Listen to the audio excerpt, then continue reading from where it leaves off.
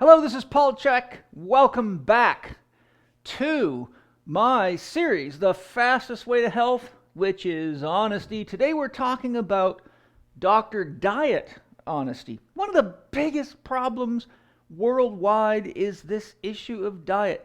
When I wrote How to Eat, Move, and Be Healthy, I did an internet search, and at that time in the United States alone, there was something like 4,369 books on diet.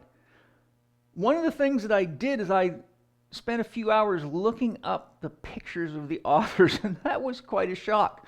I was amazed at how many of the authors on diet books did not look like their diet was working for them at all, which is what happens when you get caught in intellectualism. Carl Jung says intellectualism is a common cover-up for fear of direct experience, which is sort of a paradox of our culture. Too much thinking, too many ideas without paying attention to what's really happening when you apply them. So I'm going to cover some basics that are absolutely essential to understand. My Holistic Lifestyle Coach Level 1 program goes deeper into these things, gives you more tools to work with. So let me share some key diet tips that if anybody applies, I am almost positive you will have noticeable changes in your health and vitality. So let's have a look. Number one, when it comes to diet, you want to eat as much organic or biodynamic food as you can afford. Now, there's all sorts of negative media out there and research studies claiming that organic is no more nutritious than commercial. Don't believe any of that hogwash. Most of the people that funded those studies actually own bogus organic certifications, for which there's now something like 90 plus of. And I can't get into that now, that's a big issue, but what they do is they take food from their own commercial farms, so people like Kraft and Pepsi Cola and Heinz, and the list goes on, Mars bars, people that even own organic certifications these days, Hershey's and all sorts of them. And so what they do is they run research on food from their own commercial farms and compare it to what they tell you is organic food, but it's really the same damn stuff with a different label on it. And because it's a bogus certification, it's never had to meet the legitimate requirements of an organic certification. If you're interested in what it takes to really grow organic food, look up the Demeter Association. That's the gold standard for organic certification. Now, there's also the issue of toxicity. People say, oh, organic doesn't matter because we got nuclear fallout from Chernobyl and the Japanese power plants burning down, and we've got, chemtrails in the air, and the list goes on. That said, yes, that's just a reality of the stupidity of human beings, and it just shows you that science has no morality whatsoever. Whether that's true or not, yes, it is true, but the point is that if you're going to have to eat something from the planet, there's no sense eating cheap food from toxic soils that have chemicals sprayed on them and chemicals put into the ground called NPK fertilizers and other things like that. And there's a mountain of research that I will get into in a later blog series. Go for the least toxic and the highest nutritional value. There is no question on the increased nutritional value of real organic food. In fact, in animal studies, they show on average both animals and human beings eat about 1/3 less food when they're eating certified organic food, because the nutrient density is so high it triggers the satiety centers earlier. So even though it costs more money, and by the way, it's money going back into supporting the soil and the planet instead of destroying it, so even though it costs more money, you actually eat about 1/3 less, so the overall cost goes down, and the reduction in medical bills and drug use is going to go down significantly. Now, a tip for you, some of you will go through a healing crisis when you switch to organic food, because you will now have the nutrition on board and the enzymes on board to detoxify your body and do the cleanup work. So oftentimes you get flu-like symptoms and can get a runny nose, a cold, and feel sluggish because your body's pushing all the garbage out of you. So if you're eating clean food, quality organic food and you're getting a healing reaction like that, don't take it as a negative. Let your body do the house cleaning. This is a very common reaction to people, for people that start eating organic food after eating garbage for a long period of time. So we have to remember, go for the least toxic, most nutritious food. If you have financial limitations, you're going to be safer to buy certified organic and free-range meats and wild-caught fish because all animals bioaccumulate toxins in their body. So if you're buying meat from the store and you're getting cheap meat, you're getting highly concentrated toxins. So you're better to follow the directions in my book, How to Eat, Move, and Be Healthy, for cleaning vegetables, using vegetable washes, doing things like peeling the skins off to minimize pesticide residues in your body. You might also want to look into the book Rocket Fuel on a Budget by my HLC instructor, Joe Rushton, who is a qualified chef and a very, very skilled and experienced woman, an excellent holistic lifestyle coach, and a great author and TV personality in Australia. But you should be able to get that book on Amazon, Rocket Fuel on a Budget. Gives you lots of tips for eating high quality food on a low budget. Now, we also need to look at optimal hydration. My book, How to Eat, Move, and Be Healthy, has an entire section on water. Gives you information about what the optimal amount of water to drink is a day on average, what the right total dissolved solids is, talks about things like pH. It gives you the basics that are important to know about water. But remember, if you look at the book, Your Body's Many Cries for Water, Dr. Batman-Gilage shows you that if the central nervous system is even 1% dehydrated, it can cause significant psychological disorder or dysfunction. And I've never heard of a psychiatrist in my life yet that checks to see how well hydrated people are. And research shows something like 90 to 95% of human beings are dehydrated on any given day. Most people are drinking soda pop, beer, coffee, tea, and that does not count as water. Remember this rule: if you cannot see through it, it is not water, it is food. Even tea has solute in it. If it's not clear, clean water, it has to go through a digestive process and it becomes a food. So tea actually functions like a soup. So you can't really replace water with liquid food. Dr. Robert Rakowski, who is a genius chiropractor who lectures on functional medicine and nutrition all over the world, says the best solution for pollution is dilution, and water is nature's best solvent. So you want clean water and quality water. It's a good investment. I could talk for hours about water alone, but notice I have water in glass bottles. I buy my water from a 4,000-foot well on Mount Palomar. It's bottled in glass. And I have a stone water charger system that I built to revitalize the water and keep it energized while it's in glass bottles.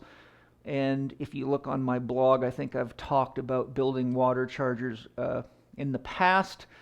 And sometimes I run Zen in the Garden workshops to teach people how to do that up here. So you can always put yourself on the mailing list at the Chek Institute if you want to be notified of my workshops and things like that.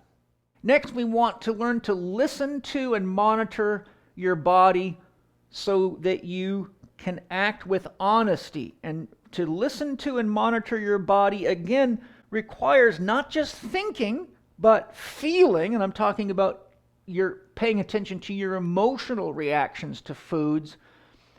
And for example, Joseph Campbell says, if you want to know what your God is, ask yourself what you cannot do without for 2 or 3 days. And for some of you, that's sugar. For some of you, it's coffee. For some of you, it's alcohol. For some of you, it's medical drugs, ... So when we're looking at the emotional reaction to food, we also want to pay attention to what happens when we don't get a certain food for 2 or 3 days. The truth of the matter is you could fast on just water for somewhere around 16 to 20 days and probably come out the other end in a much higher state of vitality. That's called a medical grade fast. If you want to look into that for your own knowledge, look up the documentary, The Science of Fasting. It's very, very good, and you'll see how many people are healing, what are thought to be terminal diseases with fasting. So there's a lot there that I don't have time to go into, but it's very important to pay attention to your body. And we want to remember that aside from thinking, feeling, sensation, intuition, under feeling we also have and can add instincts, your gut feelings about things. If you're paying attention and you're being honest with yourself, your gut usually guides you. But when we're not listening to our gut, we tend to destroy our gut. Your solar plexus has more neurons by some researchers' account than your entire spinal cord, and some say even your brain. It is a massive collection of neurons, and it gives you loads of information because your solar plexus is what feeds the gut wall, and the gut wall is what's taking. Remember, all your food comes from outside of you. Your water comes from outside you. So we have a massive amount of our immune system. About 89% of immunoglobulin A lines us from mouth to anus to protect us against invasive organisms coming in. And you have a massive population of neurons monitoring the gut system, because that's where parasites, viruses, pathogenic bacteria, and things that can really disrupt your health or even kill you come into the body at large, as well as through the lungs from breathing. So if we listen to our gut instinct, we have an abdominal brain there that gives us a lot of information. And sometimes you're aware of your gut instinct, like someone's trying to sell you a house or a car, or talk you into a new job or job position, and something in your gut tells you that's not the way to go. So pay attention to your gut instinct, and pay more attention to your honest gut instinct than what experts tell you.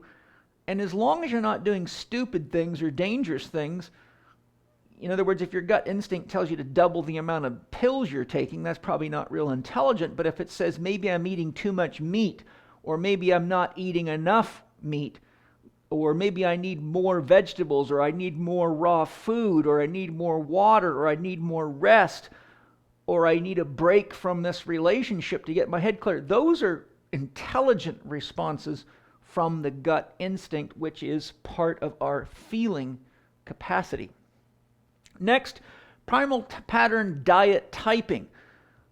For a variety of reasons I won't get into, I remodeled what is classically called metabolic typing and created primal pattern typing based on the research of Weston A. Price and many other pioneers of native diets and ancestral diets, and my own life experience with my own body and coaching thousands of people and working through these challenges. So in my book, How to Eat, Move, and Be Healthy, there is a questionnaire to help you decide, as I said earlier, what is your primal pattern type, which gives you a starting point to begin your explorations of what's right for you. And you will often find that you might need to eat more toward vegetarian, or for some of you even fasting in the morning, and you might want lots of flesh foods and not much vegetables at lunch, or some variation on the theme. But what you'll find is diets don't work. Diets are fixed concepts. They've never worked. And if you look into the research on any of these scientifically studied diets, you'll always see something like this. 37 people had a favorable response. 20-something% people had no noticeable response, and X% got worse. Well, there you go. That's just people doing metabolic typing the slow, torturous way, where all you got to do is learn to pay attention to how your body's responding, listen to your instincts, your intuition, your sensations, and think rationally, and use your intuition and your values to guide you, and your gut instincts. And you'll save a lot of money, look and feel a lot better, have a clear head, have more sex energy, more creative energy, and won't spend so much money on pills and silliness. Okay? So now, one of the things that I use when I'm working with patients, especially people that have chronic health problems and diseases, is a challenge test, very easy to do. What you can do is do a day of nothing but vegetables. The more you can eat raw, usually the more vitality, more enzymes, and more nutrition you'll get. And just see how you feel eating on an all-vegetable diet for a day. Take notes, recognize how does your mind feel, how's your energy levels, see how it affects your bowel movements, your urination, how do your armpits smell. Pay attention to everything and just keep notes on it. It's not like you have to do that forever. You might say, oh my God, I'm so glad that day's over. I don't ever want to have to do that again, which is good information. It means that you are not what metabolic typing or Bill Walcott would call a carb type. You're probably more towards a protein type. Then you can do a day of flesh foods and just try to see if you can get by on nothing but flesh foods and pay attention to what happens. You might only make it 2 meals and feel so lousy you just don't want to finish the test, but you got the information you need. Now, if you look at your diet and you're feeling lousy eating a bunch of flesh foods, you may be eating too much flesh foods already. A lot of the people on paleo diets and ancestral diets would probably do really good to go vegetarian for a week or two, and most people would do really good going vegetarian for a while out there to detoxify themselves and bring in more raw, vital nutrition, but then be smart enough when your body says, hey, I'm salivating every time I see a piece of meat or smell somebody cooking meat, and that's an indication your body needs flesh food, which many of us need because our genes require it, and if we don't have it, we start having an inability to manufacture hormones without going into high levels of cortisol, a gluconeogenesis process, catabolizing our own protein to turn it into neurotransmitters and hormones for survival response, which is never a healthy thing to do because you eat up living muscle mass, which drops your capacity or your metabolic rate and basically isn't good for you because it's shutting your own fire down. And you can also do a fat challenge. So you can eat things, for example, one of the things I do that for people that don't have allergies to nuts is I say try eating peanut butter or avocado, for example, all day long, or any of the nut butters or anything that's high fat, largely fat, depends on what you like and what you have access to. And some of you will feel better. Some of you will say, wow, I could eat peanut butter forever, or I could eat avocados forever, but pay attention. Then what you do is you say, okay, now that I know what it feels like to eat too much fat or fat all day, or now that I knows what it feels like to eat vegetables all day, or to eat flesh foods all day, I have a sense of how my body responds to each of these types of inputs, and now I'm more cued in to when I'm eating too much or too little. Like if you go all vegetarian and all you can think about is flesh all day, well, then you know what it feels like to be on too much carbs. If you're on vegetables all day and all you can think about is fat, well, then you know your body needs more fat. This isn't rocket science.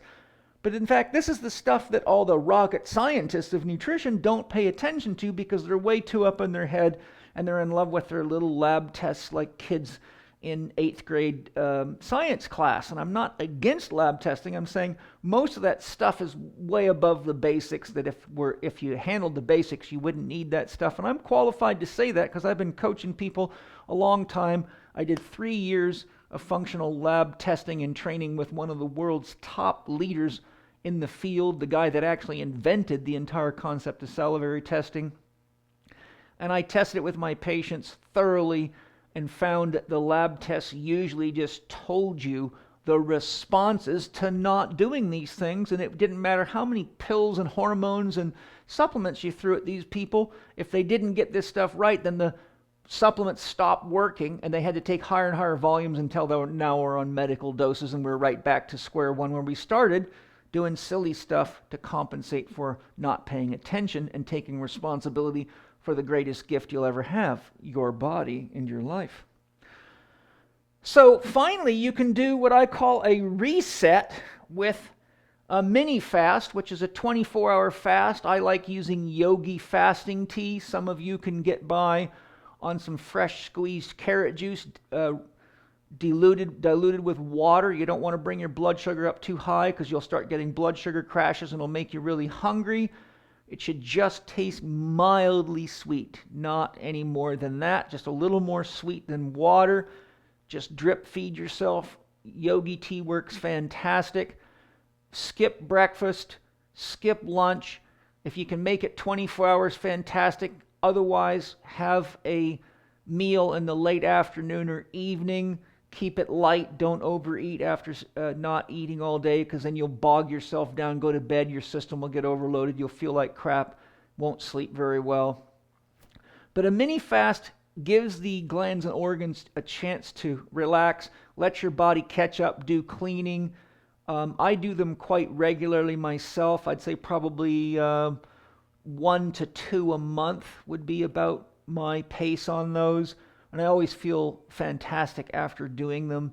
And you often notice things that your smell and your sense of taste has been enhanced, which helps fine-tune your senses so you eat well. My book, How to Eat, Move, and Be Healthy, has a primal pattern diet type test in there to get you to a starting point. It does not matter if it's super accurate. It's only a starting point.